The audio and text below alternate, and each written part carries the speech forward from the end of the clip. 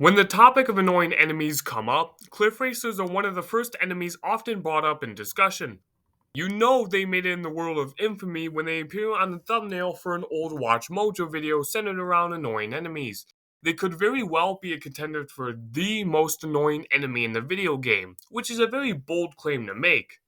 So, let's not waste any more time and examine why exactly these things have haunted the minds of gamers worldwide for over 2 decades.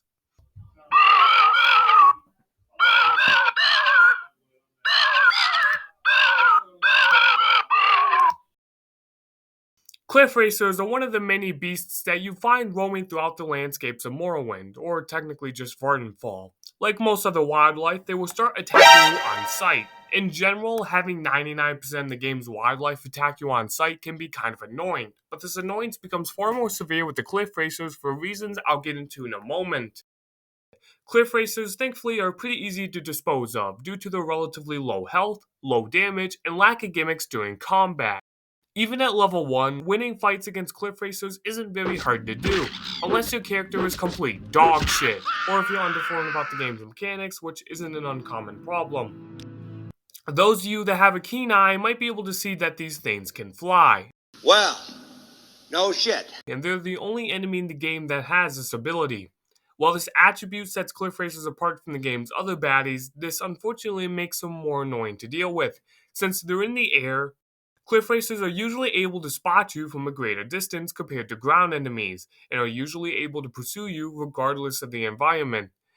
They also will fly around their spawn points at high speeds, covering a lot more ground than other enemies, meaning that what will often happen is that while you're exploring, combat music will randomly start up, and you'll be backstabbed by a cliff racer, because it happened to fly closer to your Surprise, location motherfucker. without you even seeing it. And since they can fly, unlike with basically every other enemy in the game, you cannot use levitation or water walking to escape from them. You will often have to fight these things if you see one in the distance. Thankfully, these can be very short due to their low level stats, especially if you can use ranged attacks. If your character is not good at marksmanship or certain kinds of magic, however, then you have to wait for them to come down, which lengthens what would otherwise be a pretty short fight. And sometimes cliff racers will take their sweet time coming down to you.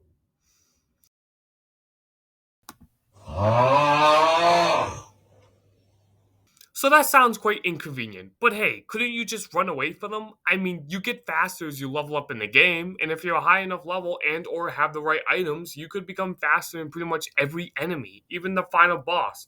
I mean, how fast could these things possibly be? 255?!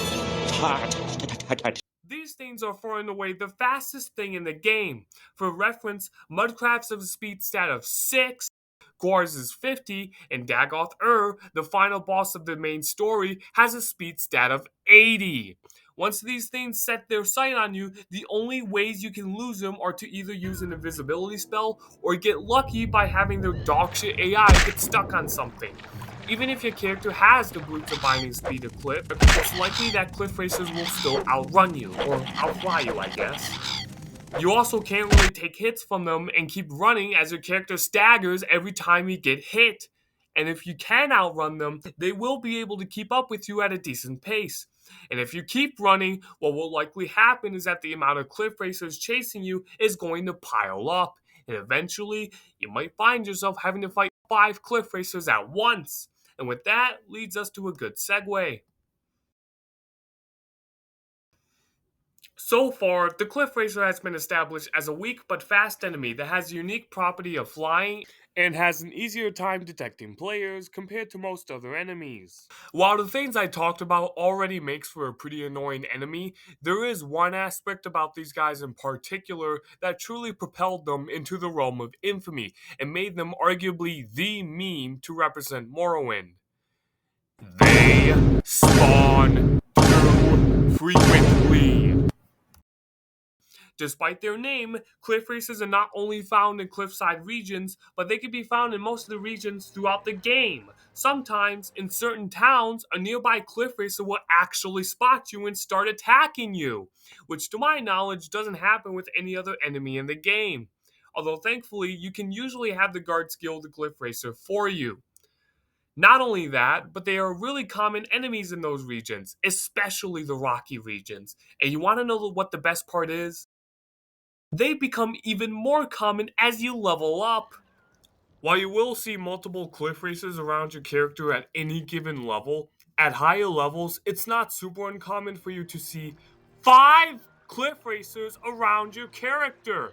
And this is going by vanilla Morrowind's draw distance, which is quite poor. With grounded enemies, you will never see more than 2 or maybe 3 of the same enemy type around you. And seeing 3 of the same enemy type on the ground happens once in a blue moon. But with cliff racers, you can come across more than 5 sometimes.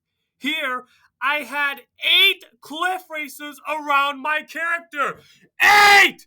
Count them with me! 1, 2, 3, 4, 5, 6, 7, 8. You will constantly be exploring the world and traveling from location to location, only to be abruptly interrupted by battle music and screeches from angry birds that have lung cancer from inhaling the ashen air. Ultimately, that is the core issue with these enemies. They constantly interrupt the pacing of the game. You will likely kill more cliff racers than every other enemy in the game, and they're not in any way interesting to fight. They will halt exploration, they will slow down travel, they will make already slow escort missions even slower. Oh, and these guys being as common as they are means that you won't often get to rest while traveling throughout certain regions. For those who don't know, whether you're out of town or near a bed, you can choose to have your character sleep for a certain amount of time. Sleeping will have your character restore their fatigue, health, and magic, unless they have the astronaut's birth sign. However, there is a catch, as you cannot sleep if enemies are near your character. I bet you can see the problem here. Trying to find a place where your character can rest can be an exhausting ordeal. If you're low on fatigue, health, and or magic, and cliff racers happen to be nearby, well, too bad. As a result, your fatigue is more likely to be low, so battles will take longer. This can pile on, leading to more battles that will also take longer and deplete your resources, and might even result in having to use all your potions or even dying because you couldn't just rest. Oh, and I hope that you'll have no problem curing diseases, common or blighted, because you're bound to come across diseased cliff racers and good luck escaping them. You probably won't. So enjoy the blow to your stats if you can't do anything about it. As annoying as these enemies can be, there are ways to lessen the mental anguish these things cause. Morrowind's level scaling is pretty limited compared to future games, meaning that these things never actually get stronger, with the exception of blighted variants, which do become more common along with normal variants the higher level you are. But they can still be killed very quickly, meaning that while you'll have a lot of battles with these things, at least they will be short.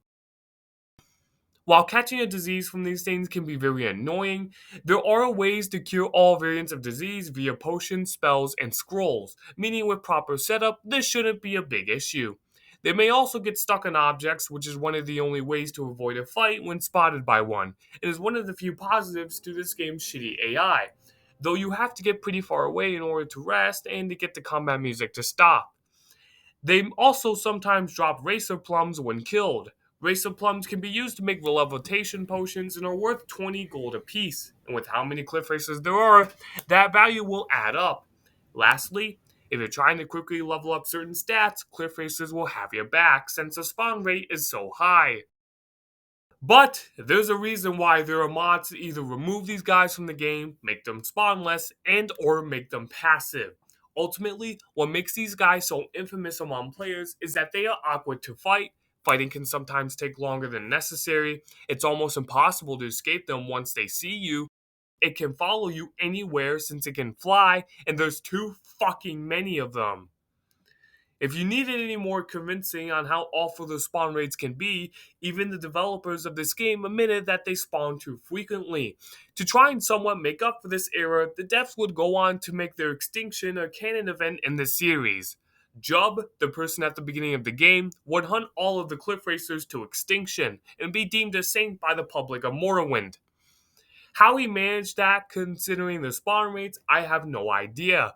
Regardless, this has to be one of the only times I've actually advocated for extinction, as they managed to be a huge blight on an otherwise amazing game. You, good sir, have my thanks. Now, if only you could do the same favor for the Cliff Racer's aquatic cousin. A video for another time? Perhaps. Anyways, what are your thoughts on the Cliff Racers? Would you say that these guys are the most annoying enemy in a video game? They're the most annoying enemy I've dealt with personally. Are there any enemies you'd like to see me cover in a future video? Are there any enemies you think are even worse? Comment down below, and I'd love to have a discussion. Anyways, Demolition God 64 out.